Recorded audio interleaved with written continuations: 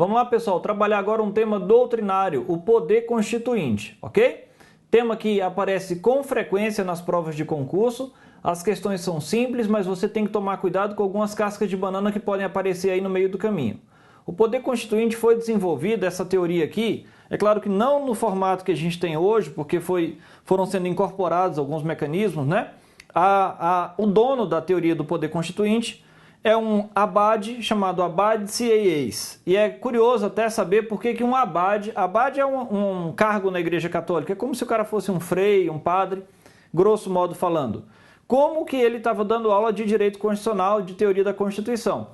É bem verdade, a gente tem que lembrar disso das aulas de história, que os estudiosos ficavam nas igrejas. Até o pessoal que tinha mais dinheiro, em boa medida, eram todos analfabetos. Então, quem dominava o conhecimento, boa parte dele estava na mão da igreja. Por isso, a gente tem o desenvolvimento tão forte do direito canônico, que é o direito da igreja, que repercute para todas as áreas do direito, ok? Dentro da ideia de poder constituinte, eu tenho dois grandes grupos, poder constituinte originário e poder constituinte derivado. Presta atenção, porque dependendo da nomenclatura usada na doutrina, vai se falar em poder constituinte originário e poder constituído. Então, o poder constituinte derivado pode aparecer também como poder constituído, ok? Até acho bem adequada a expressão, até porque um constitui o outro. Então, um é constituinte e o outro é constituído. Mas a gente encontra na doutrina e também nas provas de concurso outras duas espécies de poder constituinte, o difuso e o supranacional. Esses dois eu trabalho agora porque o ponto central das nossas aulas vai ser o originário e o derivado. Mas como eu tenho que saber o difuso e o supranacional, prefiro trabalhar com eles e matar logo rapidinho para não ficar nenhuma dúvida, tá bom? Confere aqui no quadro junto comigo. Ó, vou começar de baixo para cima para ficar mais fácil. O poder constituinte supranacional seria uma ordem que está acima dos países soberanos. Então, seria uma espécie de tratado internacional que regeria aquele grupo de nações que topou se inserir num grupo.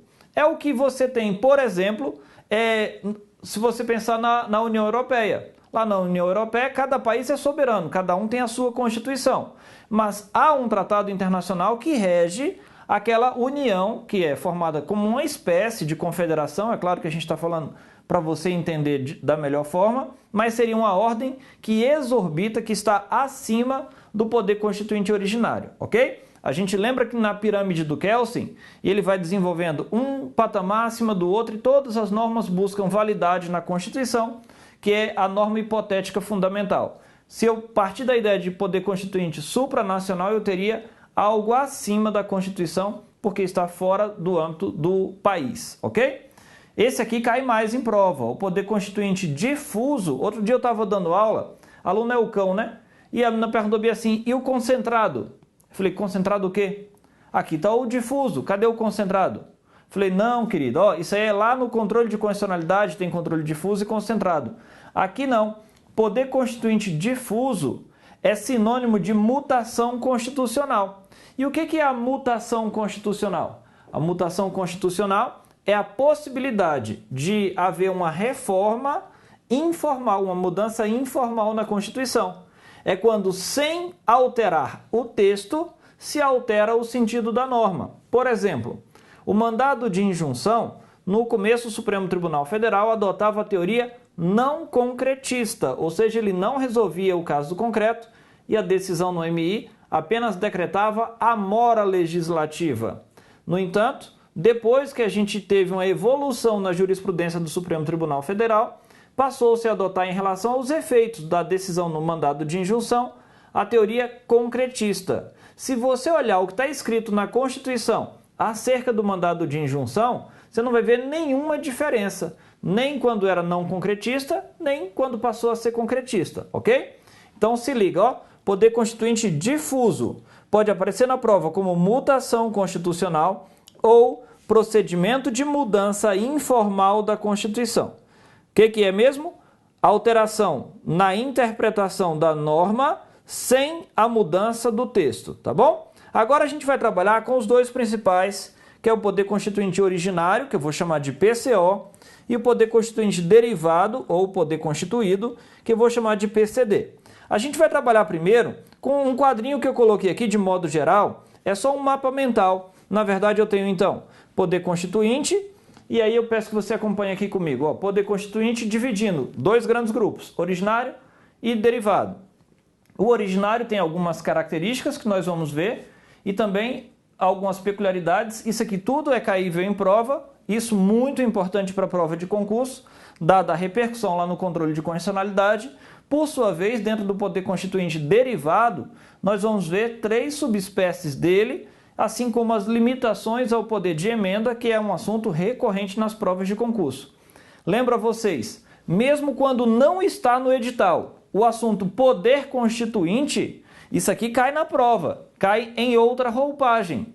Se você olhar lá na prova, cai poder legislativo ou processo legislativo, sem dúvida isso aqui vai ser importante. Até mesmo porque o poder constituinte derivado reformador, está aqui, ó, são as emendas à Constituição. Então, se ele colocou lá na prova que vai ter a exigência do poder legislativo, do processo legislativo, eu saber poder constituinte é uma decorrência natural, tá bom? Lembrando, as bancas não costumam anular se ela fizer uma pergunta de poder constituinte, porque ela falou, isso aqui é desdobramento do assunto que está na Constituição, o candidato deveria saber. Aragonês, mas será que eles não anulam mesmo? Pensa comigo, ó, as ideias de relação de parentesco nós aprendemos no Código Civil.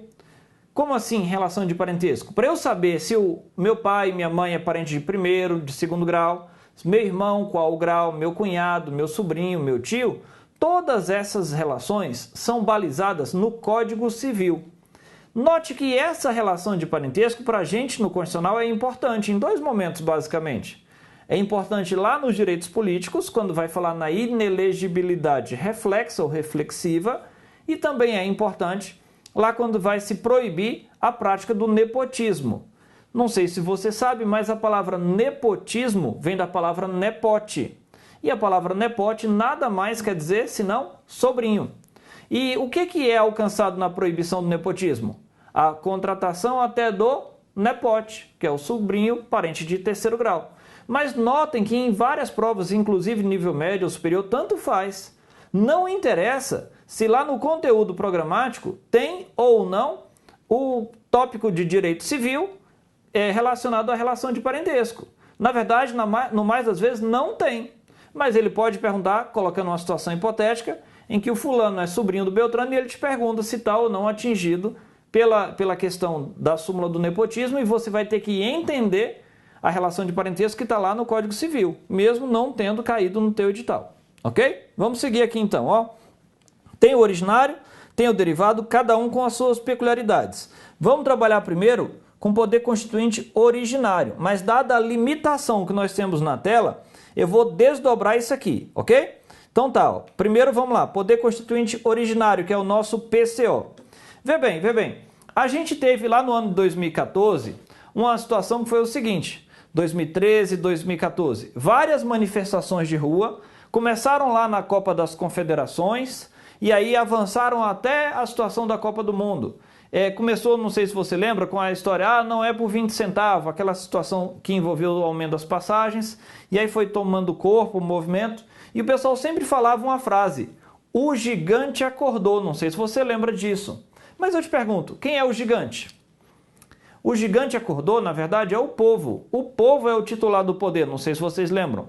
Todo poder emana do povo, que o exerce diretamente nos termos da Constituição, que é a exceção, ou por meio de seus representantes, é a nossa regra, nós adotamos uma democracia semidireta, em que prevalece a questão da democracia representativa. E o gigante acordou é porque o gigante está em estado de latência, o gigante está dormindo. O poder constituinte originário, ele é uma nova Constituição, a Constituição de um país. E quando a Constituição de um país é feita, o poder constituinte originário não se esgota ali.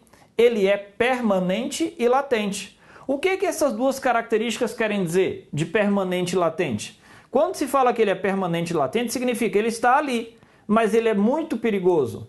Ele é tão perigoso que se a gente perguntar para a população hoje nas ruas se a população quer ou não pena de morte, eu acredito que queira. Se quer ou não prisão perpétua, acredito que queira. Se quer ou não reduzir a maioridade penal, acredito que queira. O problema é que essa mesma população não aguenta mais o sentimento de impunidade.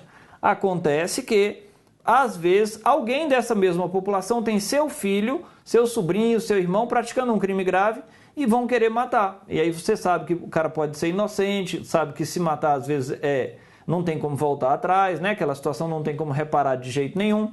Então, depois disso tudo, é que é importante você entender que a grandiosidade do artigo 5º, aquele grande rol de exemplos de direitos protegendo todos os cidadãos, não valem só para aquele vagabundo que está aparecendo na TV, valem também para qualquer pessoa que possa vir a incorrer na prática criminosa. Eu sempre gosto de falar, eu não respondo por ninguém, nem mesmo por mim. Porque se alguém fizer mal a uma pessoa da minha família, violentar, matar uma pessoa da minha família, provavelmente vai dar problema. Sabe o que vai dar problema? É que eu não vou preso. Perdão, ele não vai preso. Sabe o que vai acontecer com ele? Vai para outro lugar. Pois é, você deve fazer ideia de onde é esse outro lugar. Então, quando se fala aqui, que o poder constituinte originário é permanente e latente, lembra da ideia do gigante acordou. Ele está sempre aqui entre nós, mas está dormindo porque o gigante não deve ficar acordado por muito tempo, dada a periculosidade do seu alcance, tá bom? Lembra assim, em 2013, 2014, o gigante acordou, deu uma mijadinha, foi dormir de novo, beleza? Vamos voltar. O poder constituinte pode ser histórico ou revolucionário. Sabe qual é a diferença de um para o outro? Vê bem, a gente teve na história brasileira várias constituições. A primeira foi a de 1824, depois 1891, 1934, 37, 46, 67, que o pessoal gosta de colocar /69, dada a grandiosidade que foi a emenda 1, o pessoal fala que é quase uma nova Constituição, e a nossa atual de 88. Pergunta a você, alguma dessas foi poder constituinte revolucionário? Pergunta, a de 88 é revolucionária? Para você identificar se é revolucionário ou não, é bem simples, mole igual sopa de minhoca. Aqui, poder constituinte histórico é a primeira Constituição de um país. Então, a primeira norma constitucional é histórica. Todas as demais caracterizam-se como poder constituinte originário revolucionário. Ok? Quando foi feita a Constituição de 88, não teve uma grande revolução, o pessoal não pegou arma, saiu matando o povo, nada disso. A revolução é no mundo jurídico, até porque uma nova pirâmide daquela do Kelsen vai ser implementada. Então a gente tem, na verdade, uma redescoberta, está reiniciando o arcabouço jurídico, até porque todas as normas anteriores vão ter que passar por uma filtragem, que é o juízo de recepção ou revogação. E as normas dali para frente devem ser constitucionais, de acordo com a nova pirâmide instaurada, ok? Então, revolucionários são as demais. As características do poder constituinte originário são sempre lembradas nas provas de concurso, especialmente essa aqui, O poder constituinte originário, ele não obedece nada. Ele, quando a gente fala no ditado popular, né, ele entra rasgando, então ele é inicial. Ele inaugura uma nova ordem jurídica, então pode aparecer na sua prova, além da expressão inicial, pode aparecer também inaugural. Ele é autônomo porque ele não se condiciona a nada antes dele. Ou autônomo ou incondicionado, né? Aqui que vai estar. Mas pensem comigo. Eu tenho, nos dias atuais, eu posso alegar que eu tenho direito adquirido a tal coisa, certo? A determinada situação. Veio a Constituição, e a Constituição de 88 protege o direito adquirido. Veio uma nova Constituição promulgada amanhã e acaba com aquele meu direito adquirido. Pergunto, o novo texto constitucional pode acabar com aquele meu direito adquirido? Pode sim, porque ela é autônomo, incondicionado e inicial. Ele vai romper a ordem jurídica anterior, começando tudo de novo. Mas eu falei que, sem dúvida, a característica mais marcante para a prova de concurso é essa aqui, Ele é ilimitado, por isso que eu estou dizendo, ele não precisa respeitar nem mesmo a situação de direito adquirido ou uma cláusula pétrea que tenha sido prevista pela Constituição anterior. Você fala, nossa, mas eu tinha uma proteção tão grande. Pois é, entrou uma nova pirâmide, o jogo recomeça com a possibilidade de modificação. Eu tinha um professor na faculdade que falava que o PCO, o constituinte originário, podia fazer homem virar mulher e mulher virar homem. Eu acho que não é bem assim, mas ele queria deixar marcado para a gente que ele tinha muita força. Eu acho que era isso que ele queria dizer. Mas cuidado, que eu tenho duas correntes filosóficas no mundo, basicamente. E os positivismo e os naturalismo. E os ou jus tanto faz, tá? Para você usar no dia a dia. E os positivismo é aquela que acredita no direito positivo, é a gente é Kelsen. Positivismo, a teoria do direito, desenvolvida por Kelsen, né, do direito germânico, vem para cá e a gente adota as lições de Kelsen. Todo mundo, mesmo quem não é do direito, sempre ouviu falar na figura do Hans Kelsen. Mas o direito natural pode interferir, que é o justnaturalismo, pode interferir também no cenário brasileiro. Note que, pela regra, nós não adotamos o justnaturalismo, pela regra nós adotamos o positivismo. A gente é claramente positivista. A regra é clara, como diria o Arnaldo, mas, mesmo assim, se entende que aqui há uma influência do justnaturalismo. Como assim? Outro dia eu estava numa aula, eu como aluno, né, já dos cursos de pós-graduação, e o professor perguntou bem assim: há alguma coisa na Constituição falando sobre samba? Eu olhei e falei, não. Carnaval? Não. Futebol? Não. Então poderia uma nova Constituição, editada hoje, acabar com samba, carnaval e futebol? Não. Porque isso, entende a doutrina, desfiguraria a própria essência do brasileiro. Eu acho que é demais, né? Então não pode acabar com samba, com carnaval, com futebol, com lepo-lepo. Não é isso? Beleza. Não, lepo-lepo não tinha nada a ver, não. Repara bem. Limitado apenas do ponto de vista jurídico. Porque há parâmetros que ele não pode retroceder. Há parâmetros, conquistas da sociedade que não podem ser deixadas de lado. Ok? É aí que entra em cena o que a doutrina chama de efeito cliquet. Não é cliquet não, hein, moçada? O efeito cliquet nada mais é do que a proibição de retrocesso. E a Constituição nova, ela estaria limitada nesse ponto de vista, ok? Então, a ilimitação é apenas do ponto de vista jurídico. Andando aqui ainda sobre o poder constituinte originário. A teoria das normas constitucionais inconstitucionais. Olha que negócio interessante, ó. Pode uma norma constitucional ser inconstitucional? Depende. Sabe por que depende? É porque depende quem fez a norma. Vamos voltar para cá? Vamos ver quem fez a norma. Porque se a norma é do poder constituinte originário, ela nunca será inconstitucional. Agora, se a norma foi editada pelo poder constituinte derivado, ela será inconstitucional se ela desrespeitar o constituinte originário. Por exemplo, usando um exemplo bem simples, para eu fazer uma emenda à Constituição, tem que ser aprovada em 2 turnos, 3/5 de votos em cada casa. Confere? Tá bom. E se eu fizer uma emenda constitucional com 2 turnos, maioria absoluta em cada uma das casas e submeter à promulgação? Eu vou ter desrespeitado o procedimento que foi imposto lá pelo constituinte originário. Qual a consequência? Nesse caso, a minha emenda à Constituição será inconstitucional. Da mesma forma, uma Constituição estadual que desrespeite a federal será inconstitucional.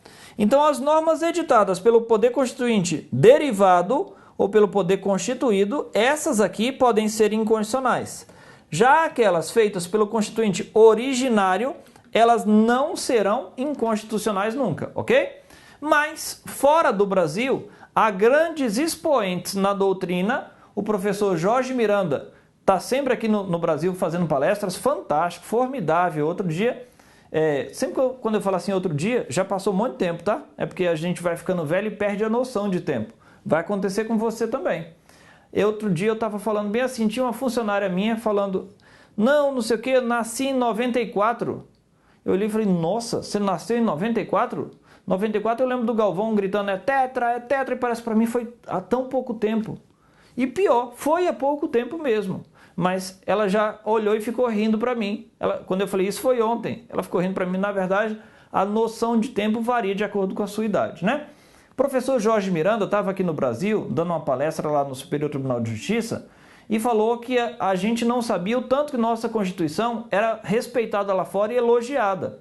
Acho que não sabe ele, né? Que a nossa Constituição é muito bonita mesmo, mas infelizmente ela não reproduz o que tem na prática.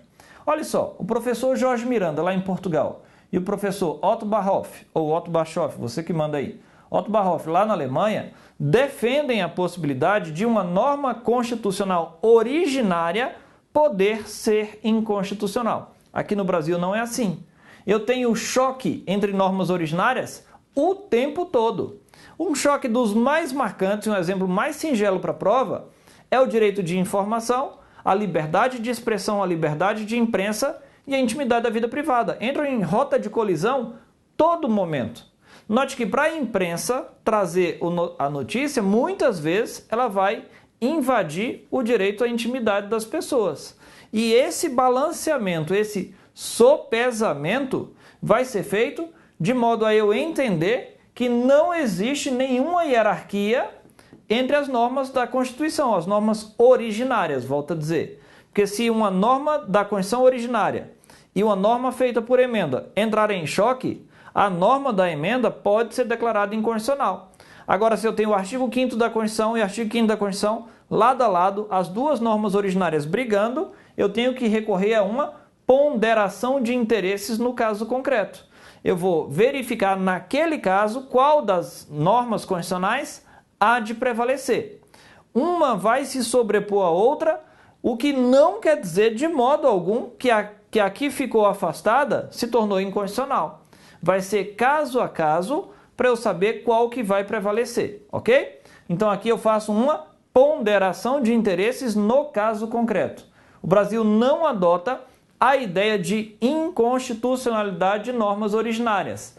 E qual a repercussão disso, pensando lá no controle de constitucionalidade? E aí volta a dizer, você fala assim, Aragonê, mas e se não cair controle na minha prova? Queridos, cai, só que cai de outra forma. Cai, por exemplo, legitimação para entrar com controle concentrado, está lá no artigo 103 da Constituição. Se cair na sua prova, o Poder Judiciário pode ser perguntado. E a matéria inerente ao controle de constitucionalidade.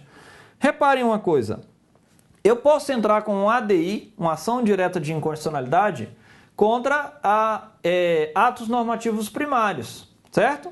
Minha pergunta é, eu posso entrar com um ADI contra uma emenda à Constituição? Sem problema nenhum. Eu posso entrar com um ADI contra uma emenda à Constituição, até porque, nesse caso, estarei diante de uma norma editada pelo Poder Constituinte derivado.